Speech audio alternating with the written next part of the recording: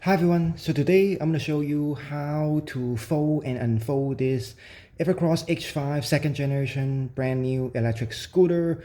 So because a lot of people has been requesting me, asking me how to fold this and unfold this. First of all, I haven't folding this much. Usually I don't have to fold this, but I did this. I tried to do this myself a few times before. So I'm going to show you how to do this. So first of all, it would be easier if you take off the seat top itself, but you don't have to. You can just fold it down, but it will be slightly easier if you take it off. And then the first thing you need to do is, I cannot show you in this angle, but you just pull out the safety pin, the silver safety pin out, and then you should be able to pull this red lever out like this. And then you should be able to fold this scooter down once you pull that red lever down.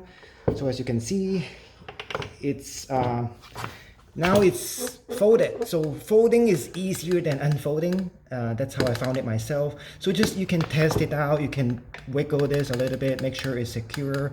Then you can carry the whole scooter and put it in the trunk of a car or store it away. And then so this is the correct position when it is folded, I mean the red lever. So to unfold this is slightly more difficult. First you just pull out the safety pin again, I think, and then you pull this thing down, pull the red lever down, and then you should be able to unfold the scooter like this. And then however, you hear the click sound. However, this red lever shouldn't be in this position.